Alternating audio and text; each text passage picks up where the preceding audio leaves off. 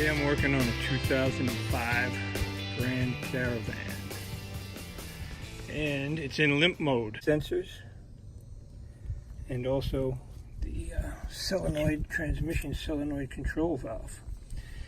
I looked it up on the internet, but I didn't find one for a 2005 Grand Caravan, so I'm doing it myself, and I'm gonna do the best I can. And you have to take out the battery case, which is this thing. It goes in like this. Has 3 bolts, 2 bolts, 1 bolt and 2 nuts in various locations after you take the battery out. Anyway, I'm gonna have to get a light so you can see better, but it's not over here, it's down underneath this exhaust manifold. You got some transmission lines, cooling lines that need to come out as well. And you got a wire bundle that runs across the top of the bolts. I can get a flashlight. You should be able to see a little bit better. These are your transmission cooling lines. Right here is the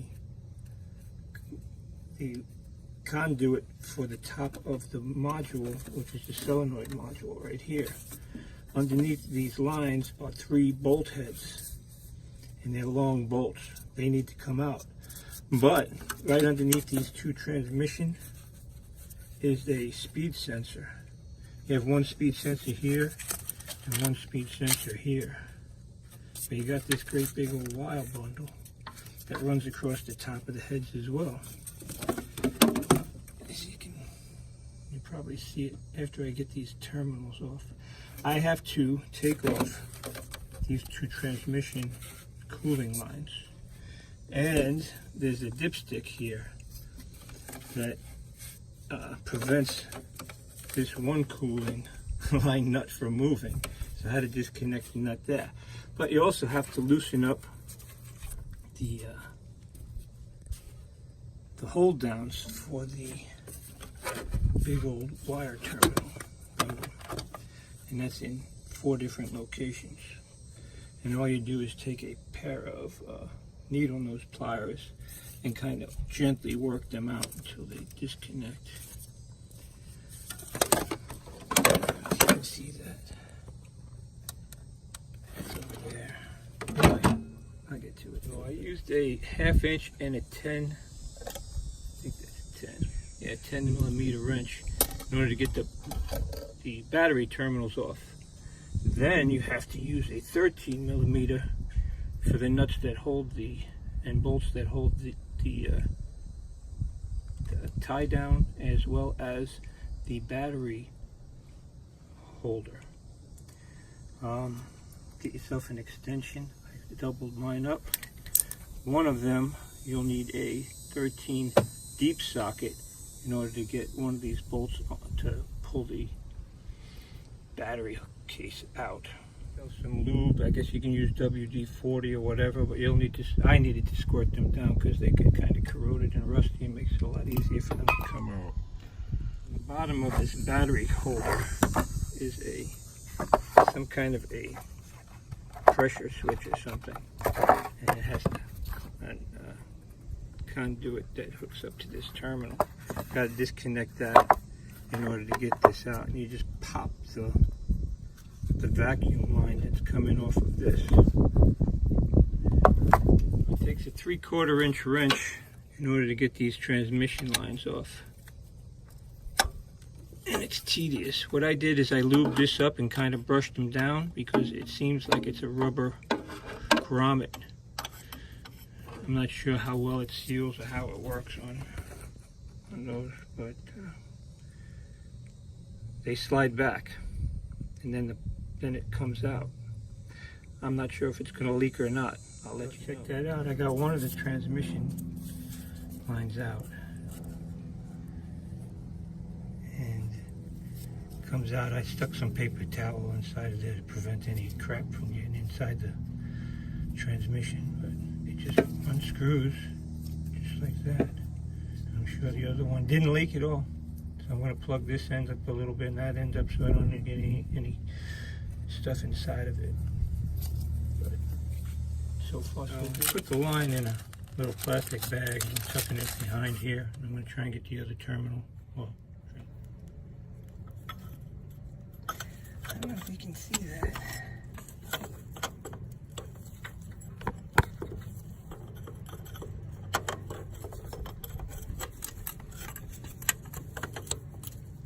Slow though.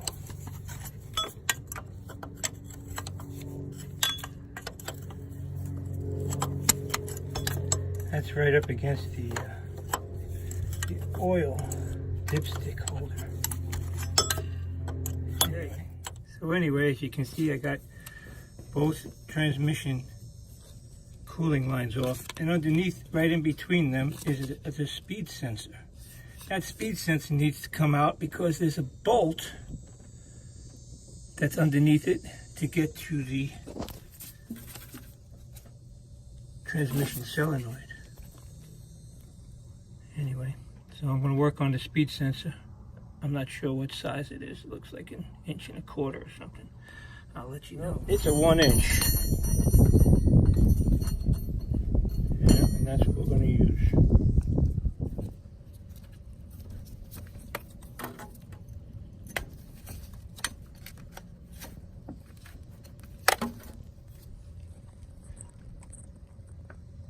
Doesn't take much. The other one right there on the other side there, you might as well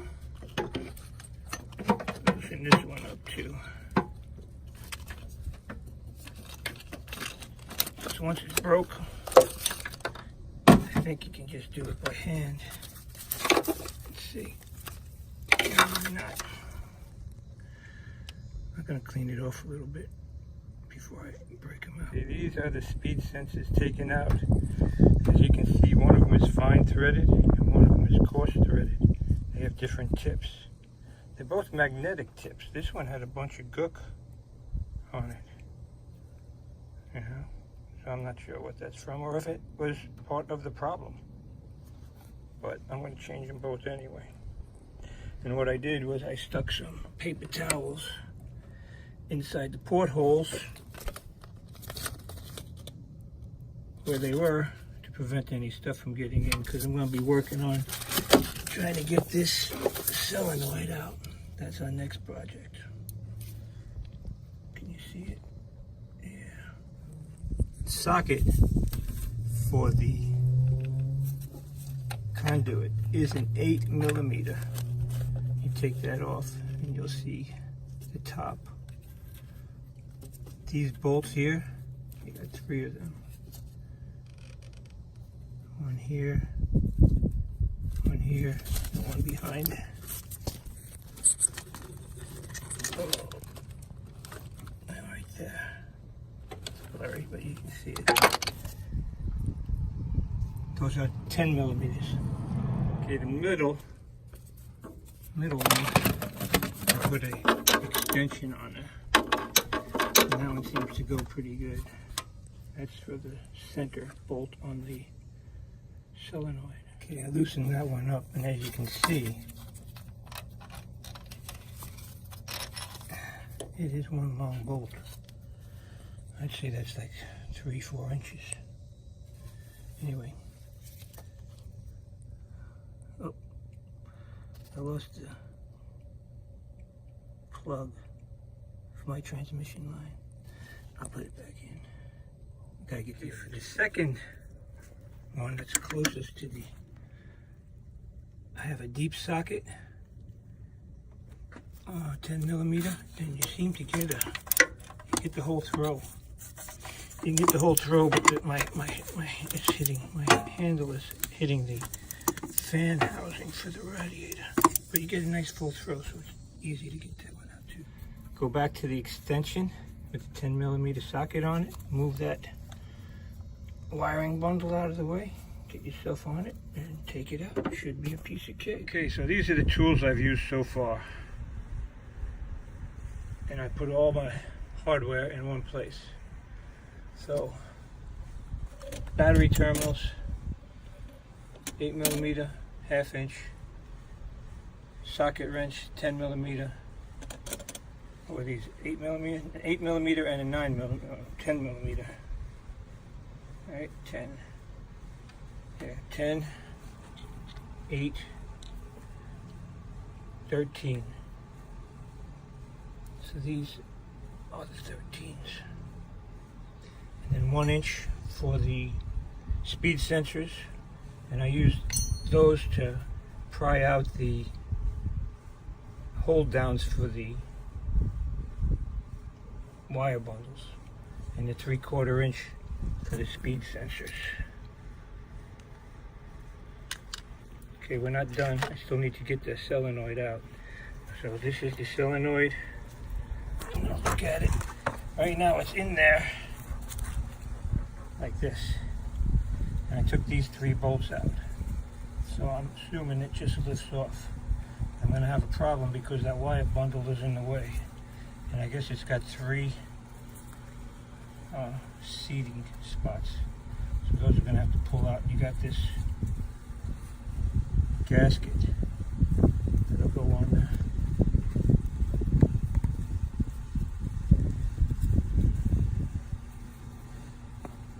Might have to scrape the old gasket off, we'll see. Okay, this is the view from the bottom of the car. I haven't jacked it up or anything, but this here, right here, is your solenoid. I tried pulling it from the top, it didn't work, so I'm going to bang it a little bit from the bottom. Transmission pan. Solenoid, I'm going to tap it from the bottom. Transmission pan, that's that wire one. We'll see how it goes. I'll let you know. Okay, this is what I did, is I took a brass bar, tapped it a bit, got it to move, didn't take much. A little bit of transmission fluid has fallen out. But I'll grab it from the top and work it out. And you can see, try and focus a little better. Yeah, you can see this is it's got a bunch of stuff. I'm gonna have to clean that off real good. I didn't see any kind of a way that you can actually clean it before you took it off, but the gasket came off pretty clean. Still seems to have some gasket on it. Yeah, and some fluid. I'll have to clean that off. Anyway, I'll let you know. Get yourself some kind of drip pan, because a lot of fluid falls out. I'm a little late on my drip pan, but you guys can get one. What I did is I got it comes from the broiler. I have a couple of them sitting in the garage. Okay, here's what came out. Right here, and you can see how the gasket is stuck and some of it pulled off. This is a new one we'll be putting in. That thing just keeps leaking, keeps coming fluid. But I'm going to have to get a little scrub pad to scrub off some of the corrosion that's on the face of the transmission cover. I'll show you what I'm doing. Should clean it up pretty decently, as in the past. There's the face of the solenoid. You can see a little bit of corrosion down along the edge, right here, and also in the back where the oil is coming out of this little sump. So I'm going to clean all that up real nice, and then I'll place the new solenoid on top. There's the face. Cleaned it up the best I can. I had to scrape it off a little bit with a screwdriver, and then that Scotch-Brite pad. But as you can see, it's still leaking, but I got it. Okay, took me a little while to get that in. Didn't want to seat properly. So I had to tap on it from the top and line the holes up with the bolts, so that I got the bolts kind of started, and then tapped it down. I thought it was seated good. Tighten the bolts down. Another video I saw said don't over tighten those bolts because they're thin, and they are. I don't think it was seated properly because I saw leakage down in that little spot right down there. There's no leakage now, but I had to take the bolts out, and I didn't see cross threading, but they weren't seating properly, so I put a couple of nuts or washers underneath the heads and tapped it down a little bit more, tightened them up. Everything seems fine at this point. Now it's time to put the sensor back in place, which is that plug right there, and I have the other ones that are plugged off, which are to the transmission cooling lines. So I'm going to put that sensor in, hook up the connector, and then put this one onto the solenoid, and then hook up the transmission lines. Box in, that's what I had. It's kind of long, which works out good. You don't want to over tighten these either, just make them snug. Make sure that when you put them in, you're not forcing it. It should go in pretty easy, otherwise you're going to cross thread it. Now I put the connector. I want to make sure there's no corrosion and this thing looks good. Clean around the outside. This one looks good. Stick it in. Tighten it up, 8mm. Alright, tighten that up. It was like one click at a time. I couldn't get a real good throw on it. So it took a little while, but it's nice and snug now. Now I'm going to pull the paper towels out of the one that's closest to this dipstick. And I'll put that transmission cooling line in. I already hooked this up. Hooked up the other one. This sensor down here. This is to the battery tray. Okay, I had these inside a plastic bag tucked off to the side. Now, when you look at this, it's got a bunch of corrosion after the thread, so I'm going to take that Scotch-Brite pad that I used to clean up, and I'm going to knock off some of that corrosion on both of them. So it'll get a nice tight fit. Alright, I got one transmission line on, I'm working on the other. And it's a slow go. You don't want to force these in the beginning. It should just thread on by finger tight. And then as it gets tapered, it tightens up. Let's give it a thread. Okay. All hooked up. Transmission lines, sensor lines, solenoid. Now it's a matter of putting the battery tray back in and attaching this oil dipstick. 10mm socket on it. All the hard stuff connected. I need to reassemble and reconnect the wire bundle. It's got 4 points. One over here.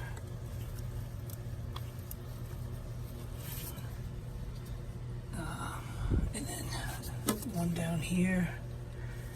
Another one over there. Another one right here. I don't know if you see it. So I'll connect them up, and then we'll put the battery tray back in. Okay, as you can see, tray table goes in. There's a hose over here. Needs to get hooked in there. There's a hose down underneath here, which is your drain hose that needs to go on, and this needs to hook up to the cannon plug down there. Tighten up these nuts. One here, here, a bolt here, and then a nut down in the hole. So you'll need a deep socket. It's 13mm with an extension. All right, this is it all back together again. I haven't started it up yet, but all the connections are in. I even found an extra impact socket, 10mm, is wedged between the solenoid and the transmission case. Anyway, hope this video helps you all out. I'll follow up. There's my leak, transmission leak. Put a pan underneath it before you take that solenoid loose.